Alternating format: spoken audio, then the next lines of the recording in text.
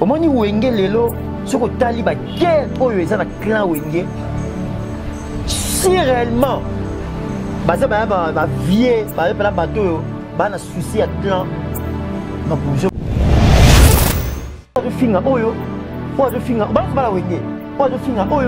Génération, mais ma vie pour vendre cette terre.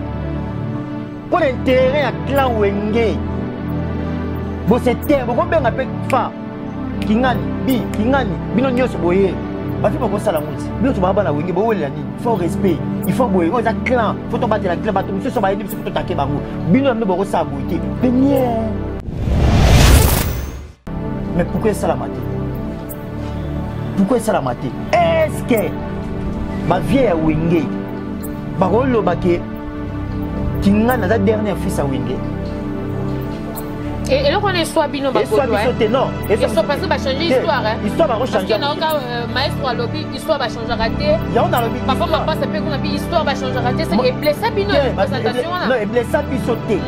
Blessa bisoté. Zaka pour la qui ça degré, bah tu vas comprendre plus ma ça. Et ça, ma lune avec internet, tout le monde manque de respect le joueur de ça la mako. Bah viens Wenge.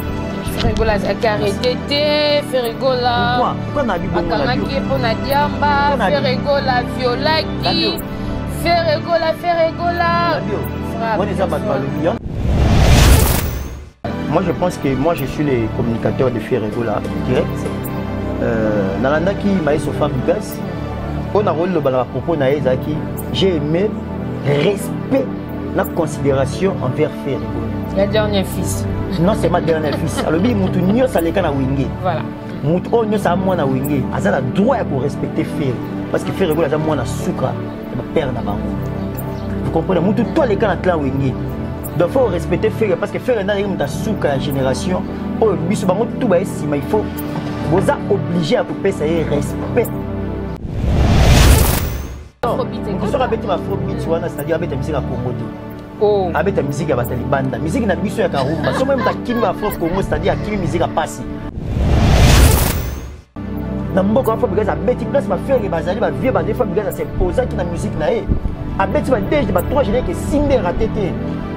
Non seulement ça, fois because a bimisa ba musicien.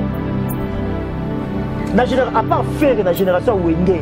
À part faire la génération Wenge pour abimisa banda le batik abimisa banda la génération préfère dernier moi na suka Wenge pour abimisa banda na Wenge andeo ya Ferry ton côté là c'est Fabrigas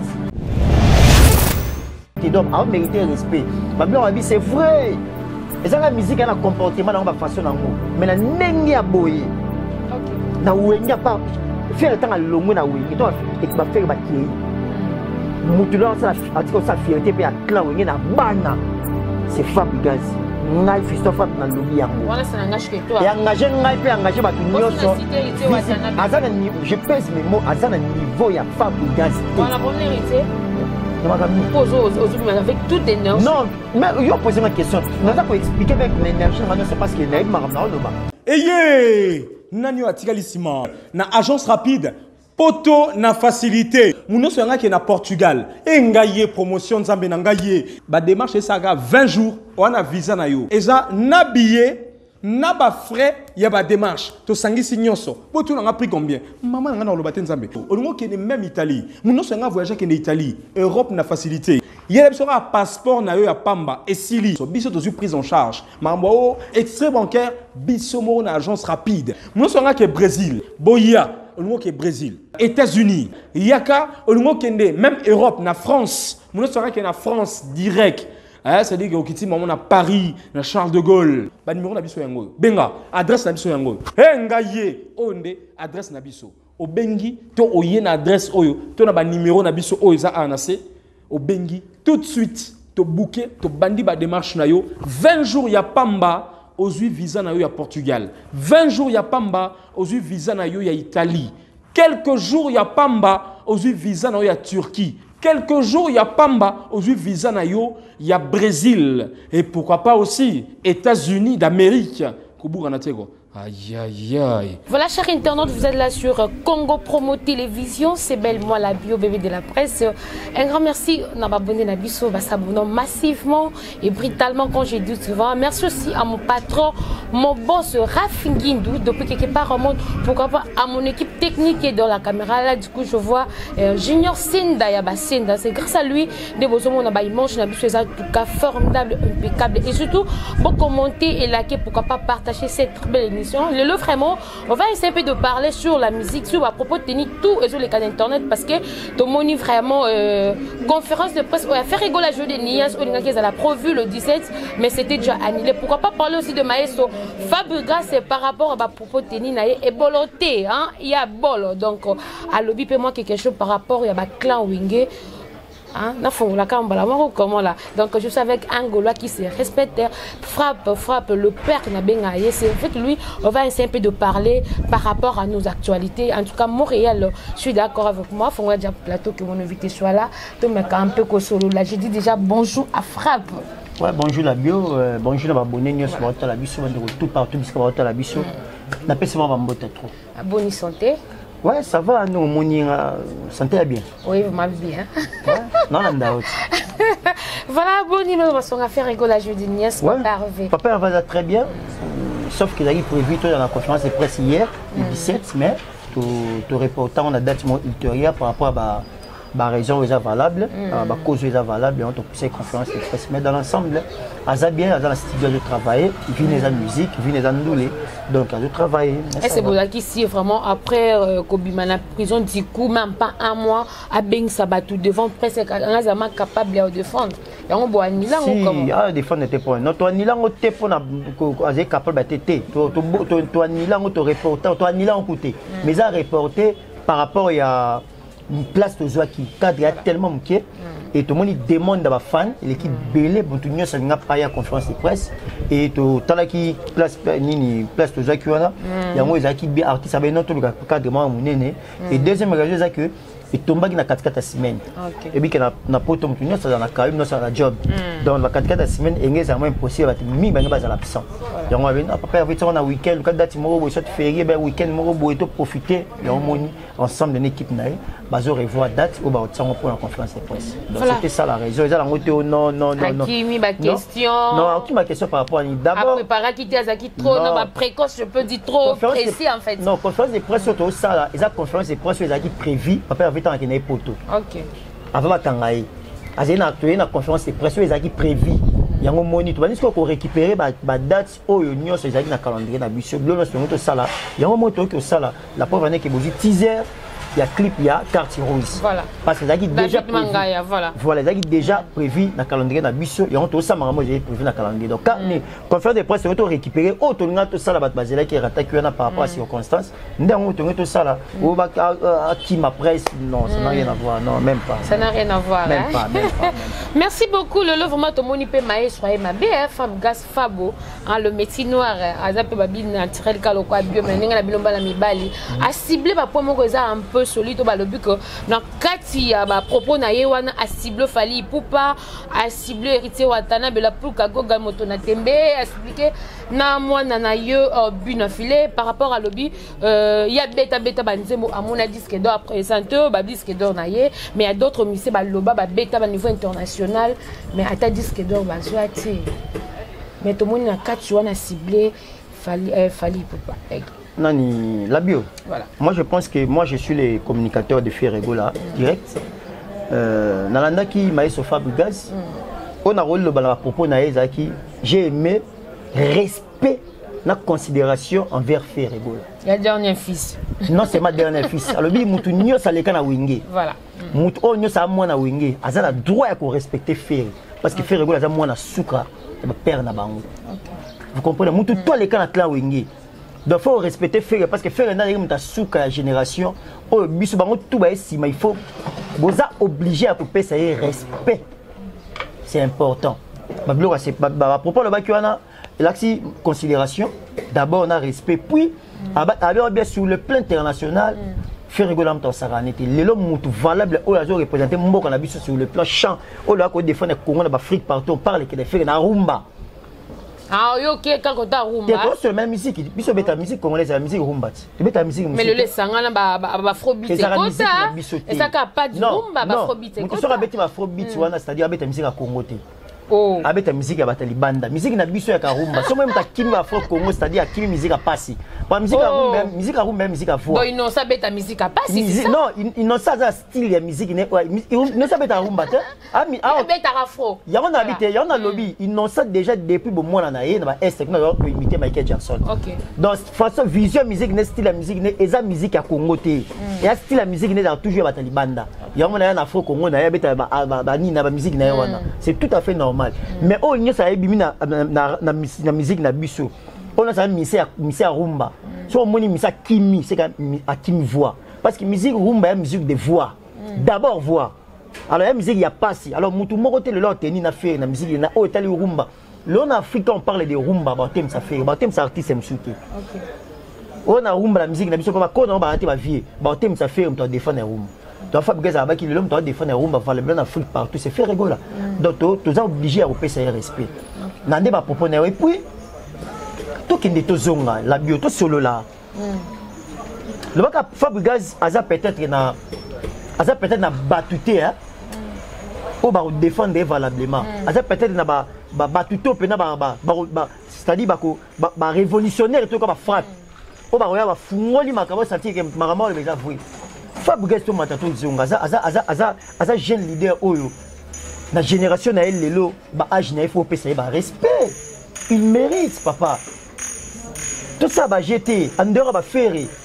En dehors ba ferrer. Le Fabrice aza mutu faut ba respecter. Mon Fabrice c'est ça na musique. Batebele ba ganga ba tia makele ba meka batu. Ba pousse na Fabrice. Ah bon? Tout tika ba je papa Fabrice a sala maramna mboka o bat bandima. Fabrice abeta misa cri le roi Yamado. Oh le tikali na mitu ya batu ba sala même ba maputa Yamado etikala. Na génération fait na salon. Na génération ya oh balanda pour faire na salon. Mérité watana. Atika sala na carrière na bango ba sali yango. Bana bazana sadi bazana œuvreté tout bazana loroté boya na pour Fabrice. Oh etikala Yamado. Et puis tikali na moi si so aza sima benge Yamado. On va faire batika sur côté basa doko zonga maboko pamba. Deuxième bloc tika OK sali cop et simbité aux zongi maboko pamba. Donc tiki bat mabilo mo etika na ba histoire. Pour ça na batuka te ba lobe yo kati ba bato atangi Fabrice ata o tangi bato ba leader o tangi ba ba. Mais tiki ba misem soupe batika ba sexta pour le pe Fabrice ba. Ya on a bêtise. Ya aussi on a bêtise. Ouais bat ba ko adopter te so nous va na moi na bana na ba ndeko ba tableau a bongo te. Donc Fabrice a mérité respect dans ba jeune lelo o peut-être ba bimi lelo to ba bima dia ba ça ba succès ba ba temo na Fabrice wa non azali na ba Fabrice na ba tuté ba hotel ça ba to ba solo na mboka Fabrice a beti place ba faire ba zali ba vieux ba Fabrice a s'imposer qui na musique na e a beti ba déjà ba trois généraux que simbe ratété non seulement ça Fabrice a bimi ça ba musicien na général à part faire na génération Wenge. À part faire la génération Wenge, on a mis sa banne là, on a mis sa banne la génération pas faire dernier moi na suka Wenge, on a mis sa banne na Wenge. En dehors il y a Ferry. Ton contenant, c'est Fabrice. OK, faire à qui Fabrice azum azur ba non mais là. OK, Fabrice pas bimi si banne l'autre autant ba bina filer c'est fa. Autant ba ibrato, autant ba nani, muta ko c'était peu importe ba guerre. Peu importe ma tante bazana bango, mais bazana ba fui ba outi na libuma Fabrice.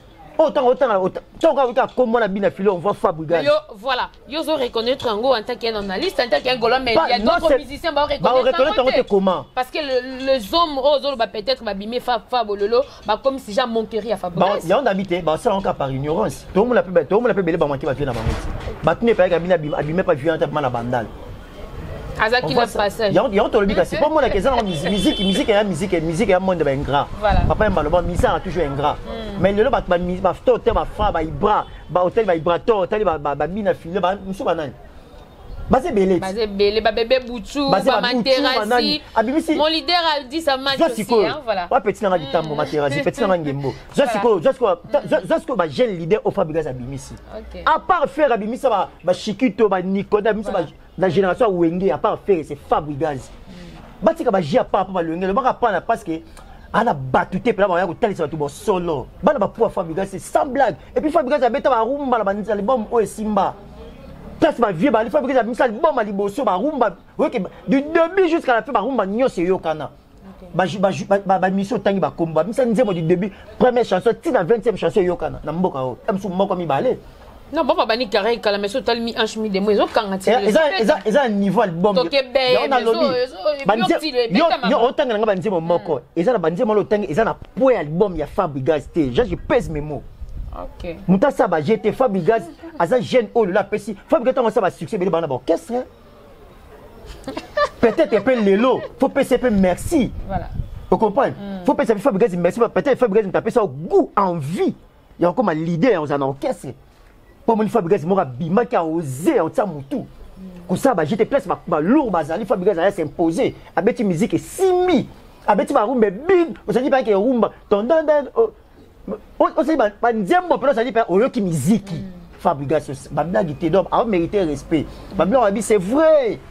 Et ça la musique a un comportement dans la façon nango mais na ndenge ya boye OK na wenga pas faire temps à longo na wenga to ba faire ba kiei mutu là ça article ça fierté pe ya clan wenga na bana c'est Fabregas ngai fisto fap na lobby yango wala ça n'engage que toi et engagé ngai pe engagé ba tout nyoso azana je pèse mes mots azana niveau ya Fabregas on a vraiment hérité pose avec toute énergie. Non, mais je vais poser une question. Nous allons expliquer avec l'énergie, parce que nous avons le bas. OK.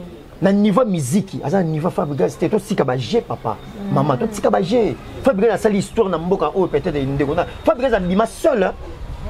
A senga poids ya mutute. Fabregas a bima yemoko. Azwani mutu na orchestre boazu mutu na orchestre Fabregas sali nzela na yesu akemo maestro yemoko et pour créer ba villageois na ye admisi bana ba se ba succès mais belé pour ba longi na orchestre ba kina ba 2 3 4 musiciens pour senga Fox. Donc Fabregas il mérite de respect na nenga génération na nenga clan wenge na zo parce que na nenga clan wenge na nenga clan wenge à part ba vieux c'est faire mutaki ateba o akanga ki génération na wenge moi na suka na bango et na kati faire na libumu na a boti bana o lelo baza ba référence ya faire ba faire to ba leki na ndako wana wenge mwana o yaza fierté en dehors ba yana ba faire c'est Fabregas o yaza wana a telema ki asali fierté abimisi bana libumu ne bana ba sa ba succès donc le na musique na biso quand on parle de wenge ba koko ya wenge to solo la siko quand on parle de ba koko quand on parle de ba koko ya wenge ba ne ba koko ya wenge que wenga bisi bana wenga bisi na bakoko bakoka wengi basa bana basa bana bakuna libumanani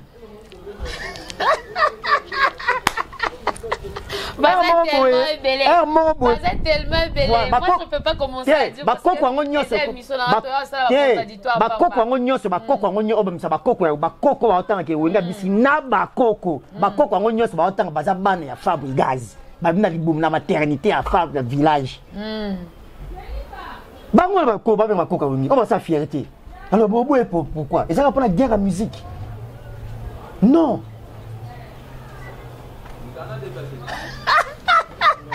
Voilà, merci beaucoup. Tu continues l'émission avec le frappe. Il fait bien son travail. Il fait bien son travail. Commentez, posez vos questions dans les commentaires et celle qui est prochainement. En tout cas, tu es avec force, avec énergie. Mais tout le monde a ciblé Kaka, le but, même si au bien à Bango Bakoka ou Bango Bazobo, il y a papa, Bango Fabregas. Peu importe. Il y en a le but. Il y en a le but. Ingratitude, musique, c'est la musique. Peu importe. La guerre. Parce que sur toute l'émission, Fabregas a bimisi vraiment Fabregas a lobby. Voilà. A lobby. Premièrement, il faut faire mériter respect. Parce qu'il y a un bango. Biso tout. Abinga la bête na faire produire marocain. To yemba même pas. Mais il mérite le respect les capitaines de l'équipe. C'est lui moi la suka batata na biso. OK. Donc moi na suka batata na biso za bango. Donc aza doit ba respect. Vous comprenez? Mutu ça poli. Il faut tout là. Non, le but fait minter comme un disque d'or. Mais non, Fabregas a mis disque d'or, ça disque d'or. Disque d'or. Abi ba tout sous ba gang ba bimisi. Mais c'est tout à fait normal. Ba disque d'or va payer ça la maison d'édition, la maison des disques. Fabregas pas ça nango. Fabregas pas ça nango. Papa beta des albums Simba, pour ça va jeter. Fabregas, on a ce conseil tant qu'artiste à mboka na biso. Luka porte-parole, ba défenseur. To ba loba. Oza ba œuvre. Ah Bana Gina. Aza ba Gina ba bon. Porte parole. Ba tambo inet ne biso ba uti ta ba Gina ba combattante. Ba Gina ba combattante ba yebi. Bon. Na habité ba Gina ba combattante yo mo ndongo ça. C'est-à-dire kilo ba ko kilo wana ba ko mema ngoti.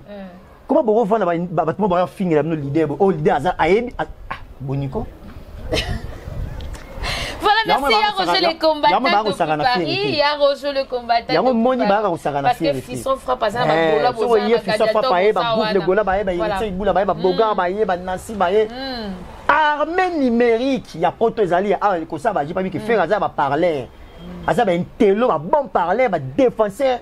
Donc, au Royal, le bâtiment, c'est au Royal. Il faut fabriquer des femmes comme ça. Aza mouton, c'est la fierté à Yabaferi. En dehors, il y a Ferry, je pèse mes mots. En dehors, il y a Wenge na Ferry. En dehors, il y a Ferry na Wenge. Oyo, Abimisa Bana, c'est Ferry na génération. Ça va faire le nom Ferry. On va dire c'est Fabrigaz. Mouton à niveau d'un azate. Peu importe, peu importe, n'importe quoi, la commune, Baza Bana, va être chopona. Comme ça, va jeter. Alors, toi, on ne se voit pas la pamba. Comme ça, va jeter. Non, la vérité. La vérité. Fabrice, c'est ma namboka, on va tous se dire. Fabrice, c'est dans les néants. Fabrice, c'est moi, Bimika. Ton dimanche, peut-être, tu vas savoir, moi, je vais l'emboka, tu vas biniper. Eh, ma on peut qui. Ouais, bon, qu'est-ce que ça va, toi? Voilà, merci de continuer. Merci aussi Nabatutu Baolanabiso à travers cette très belle chaîne Congo Promo Télévision. Là, du coup, je vois, il y a Roger le combattant depuis Paris. Ma ville Konan Baksa l'homme. Il y a Roger le combattant depuis Paris. Pourquoi pas, garçon de Paris, lumière à ma maman. Frappe le lot, Naoto Landaye Bolo. À lobby, vraiment, comment je sais pas. Et ça, trop capital. À lobby, ban musicien à Clan Wenge va soutenir le padre T. Dans un moment difficile, il va soutenir le padre. Est-ce que c'est vrai? En tout cas, je vais m'excuser de votre talent. Je suis blessé. Ah? Je suis blessé. Je peux.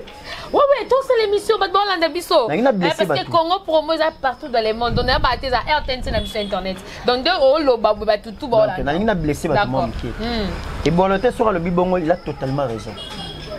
Il a totalement raison. Parce que moi, il a totalement raison. Oui, dans le moment faire l'équipe, tout le monde soutient toi appui à Wenge. Ah bon? Ouais. Ceux qui battent Wenge, ils en pas si. Ceux qui battent Wenge, ils en frustré. Et ils en ont Wenge. Pourquoi? Parce que moi, je suis un peu de souka. D'après ce exemple, je suis un peu de au moins la famille, je suis 5, 6, 7, 8. Même si moi, je suis souka, 6e, maman na kuluna. Akata watu machete, aboto watu biloko kuluna ko saganati. Mais ba merala ko kanga mwana wana. Au moins famille sani etelema. Ba ko teba moko abimisa ba no lele mwana biso ba ko défendre za kuluna te ba ko défendre totalement. Ba ko linga même pas ko ta prison. Ba bimisi ba mbongo ba bosani que mwana na za criminel, za kuluna. Mais famille ko telema pour défendre cause ya mwana banga suka. On voit ça non? La famille. Ouais. Et ça la marabongo.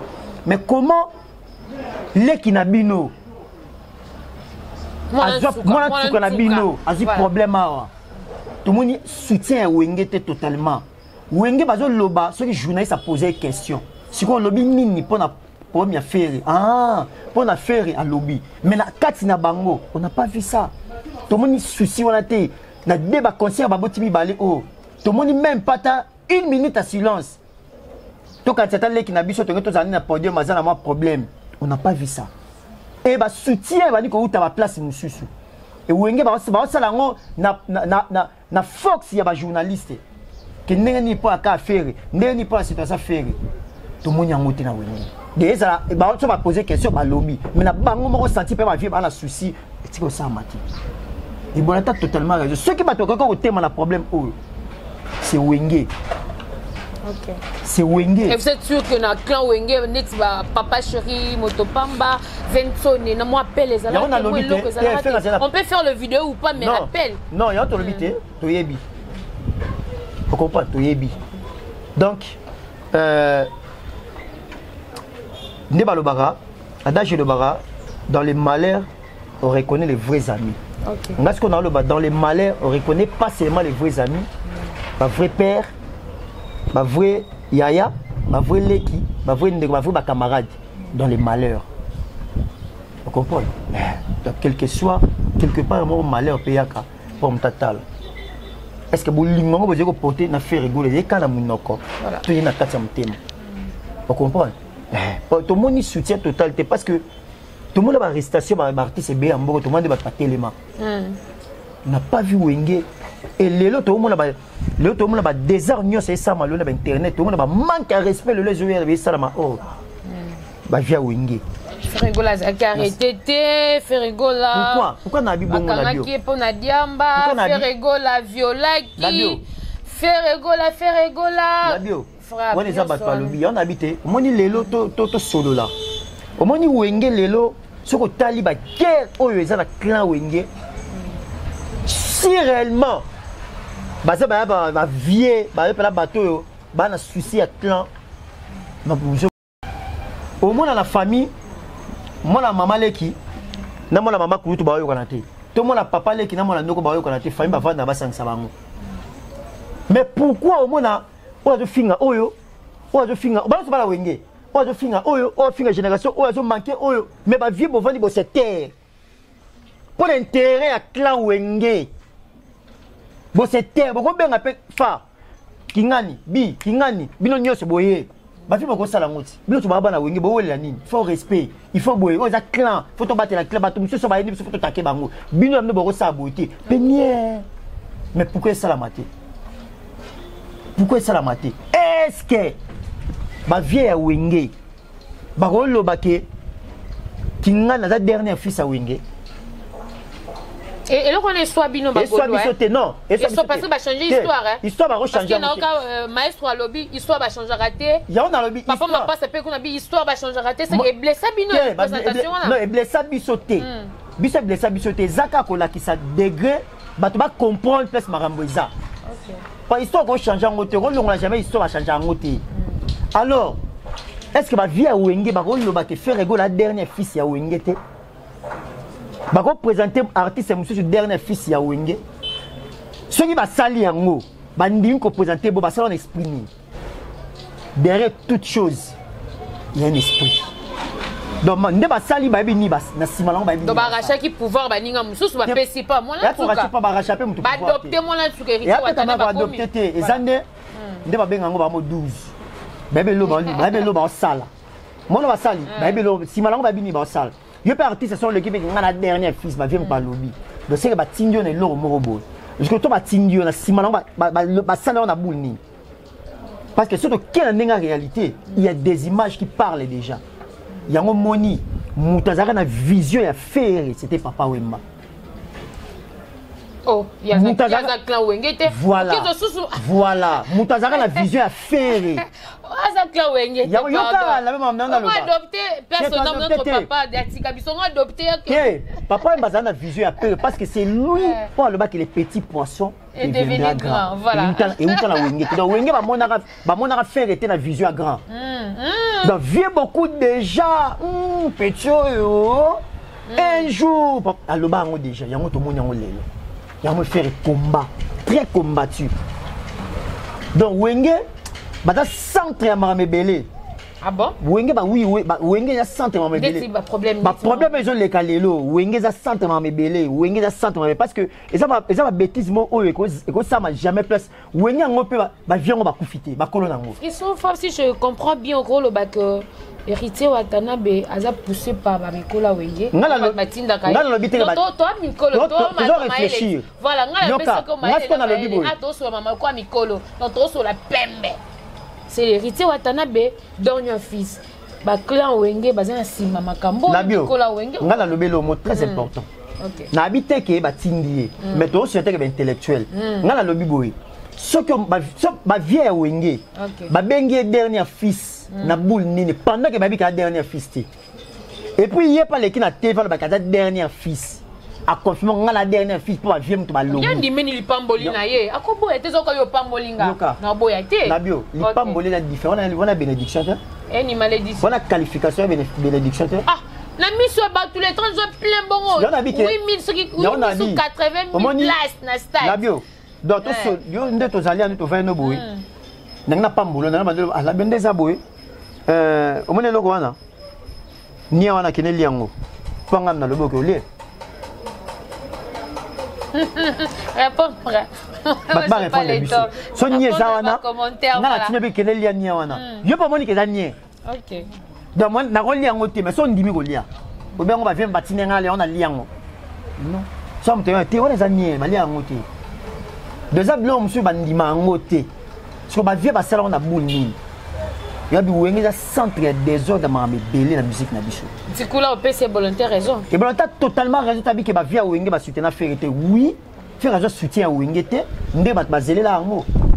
Peut-être que on va faire un Wenge, ça a un intérêt. Mais, Wenge va être en lelo. Et ça, moi, je suis la fierté à Wenge, la fierté. Ah bon? Je pèse mes mots. Ah bon? Na bana tout wenga bimisa. Et ça na mwana moko ta la fierté ya wenge le ko la faire ozate na poa na maramutu. Ozate. Donc wenge ba ko zalaka na besoin à faire na moment moko boye parce que le ba vi ba sentir ba ke ba lembi. Ba pesi trop age ke na maramutu. Alors na ndaku to na famille et comment na moment moko ba tout ba lembi et ça ngapela ki ngani yem tana na relève famille. Alors, je relève la famille, ça a été. Faire les lots, partout à Tambola, comme à Wingen. À Tambola, comme à Wingen, à mémoire de ma péca, qui n'a pas tiré, qui n'a pas tiré. Et dans le retour, ma vie à Wingen, c'est un en moto. Vous comprenez? Donc, ma vie à Bicho, et la musique qui va me dire que frappe, toi qui es recité, mais tous à Kawana. Le but qui va être sa fierté à Wenge Zaka Kabana Wenge Babima Bakenda et tout et tout Bakoko et tout mais tout monika moko ya binope azana dynastie volume 2 par popi il était mon lopwe ba mbaki pas tout fisiwa ba poser moi quelques questions mais on a retenir le but ka ba mission ba sa fierté atanga ki kombo héritier Watanabe ya tangi ya fali poupa mais tout moniko ma papa a vu na quantité. Mais Azan a 4 projets, il y a deuxième volume pour la dynastie. Il y a Wenge, c'est le comportement là. Il y a bientôt à ma baie. Wenge, c'est le comportement là. Il y a ma baie, toi, ma là. Ma baie n'est bien. Wenge, c'est le comportement là. Il y a que Wenge, c'est le centre des ordres de ma baie, dans le clan là. Les lots qui bien affilés avec comme manqué, par exemple, faire respect. Ils ont Wenge.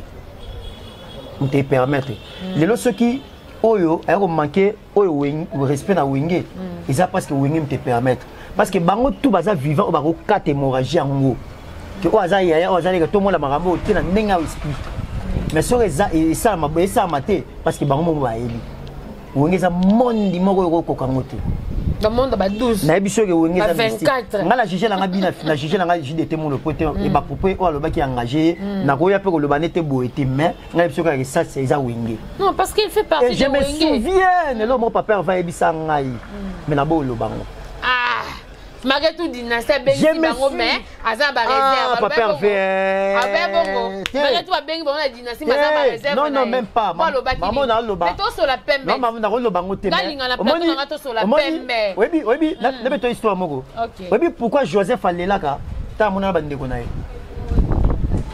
oui pourquoi na biso pourquoi Joseph Alelaka te pour na moni ba ndeko ne ba gumba mili Joseph Alelaka te pour moni ba ndeko ne ça fait longtemps non Joseph Alelaka, tant que bandeko ne ba yeba fukami ayambi bango Joseph Aleli pourquoi à se souvenir na prophétie na ndoto to balaki c'est na songe que ba frère ze gumba melo moko ambala moko Joseph Akiabi c'est accompli Alela te pona mona bandeko na ye mais Joseph Alelaka parce que à se souvenir maman nzambe ko kisami parce que maman nga lobby na se souvenir maman papa va ebisanga frappe pa.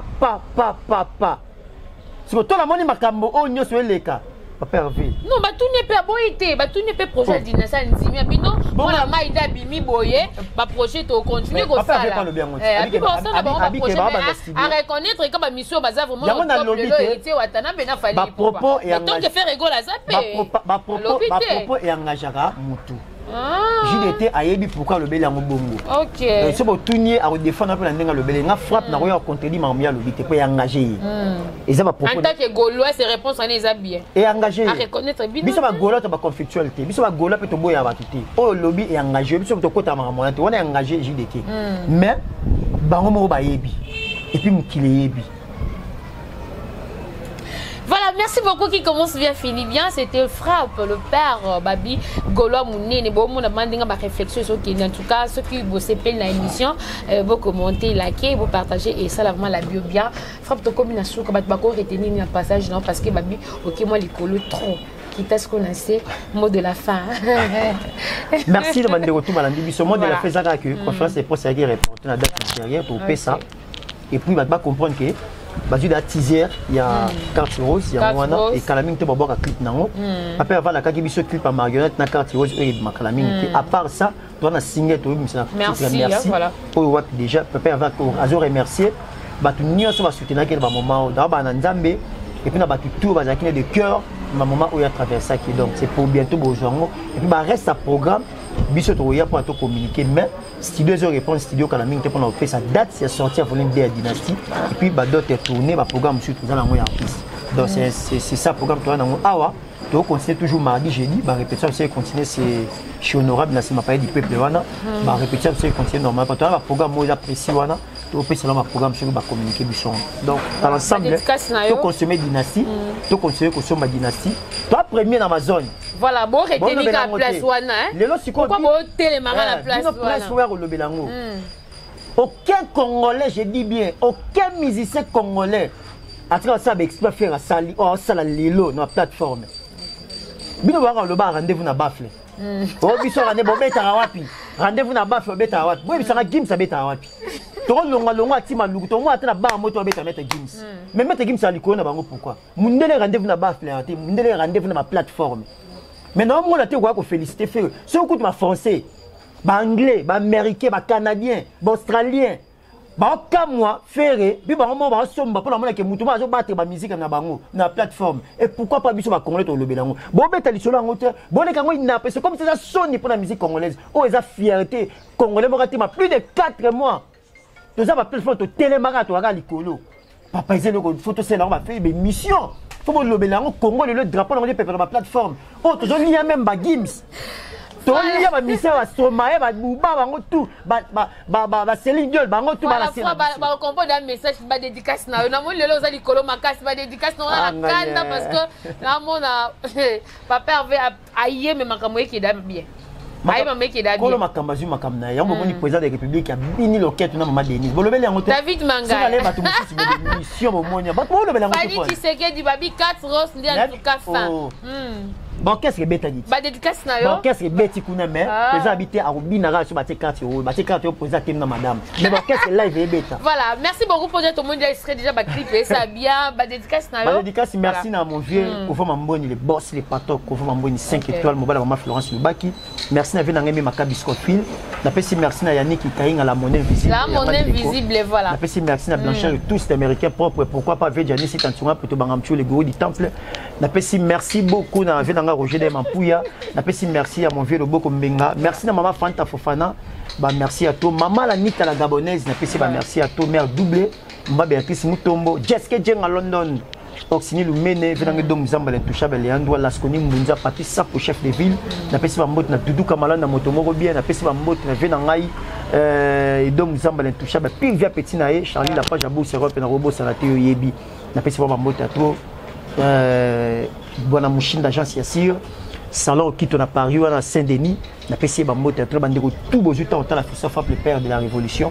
Tout ça toujours aux aguets, respect n'a fait rigola. Je mérite de respect dans mon bord, mon colo magamazon ma camnaï, n'a pas essayé merci à Richard, Mbala Pembe, n'a pas essayé merci à Samiro, n'a pas essayé à Marisa. Espace Marisa, parce que ça donc. Voilà, na bondala. Na moni bongo brave. Namoni Elvis, de toi, maintenant tourner la bateau. Dans ça, ça m'a dit merci à réalisateur, on a vu ça, a filmé. Junior Senda, Basenda. On a pissé pour mota, tout a eu la bio. Voilà. Tout ça pour n'a pas perdu. Merci beaucoup, Fiston Frappe, pour l'invitation. Question de Bossan. Toké Pembe. C'est Pembe ma question. Toké Pembe. Ngasola Pembe. Voilà, merci beaucoup d'avoir tenu ce retour à Nabiso na Congo Promo Télévision. C'est la bio, en tout cas, ceux qui vont se faire une émission et vont commenter, poser vos questions pour que prochainement, Togoya, tout aille bien, hein, de préparer une émission pour Boy. Parce que dans le Bakaming, la biso, qui disent que Bébé Maïe, les collègues, Biso, en tout cas, photo, ça, la qualité. Minga, le Baka, slogan, na finga raté, na Bakaste, Pembe, ko finga, tout ça, l'autre là, tout ça, comme ça, là, n'engue toyo, kolane, et ça, là, comme bien. Merci à mon boss, mon patron, je dis bien mon boss, mon patron, hein, Raf Ngindou, depuis quelque part au monde, Raf Ngindou, c'est mon boss. Pourquoi pas une équipe mobile à Congo Promo, et on a bon junior Senda va Senda bien à la caméra, grâce à une bon monde, pourquoi pas Cédric, cordon mon bien, pourquoi pas y arroser les combattants depuis Paris, hein? Un grand combattant, il y a rejoint les combattants. Merci aussi à Garçon de Paris, il à maman, Garçon de Paris. Merci mon assistance, tout Richard et mon bal, il pembe, il banga, ma caméra, mais allez là, il banga. Merci de la confiance, paix, fidélité, commentez, likez, et quant à moi, je vous dis bisous, bisous. Bye bye.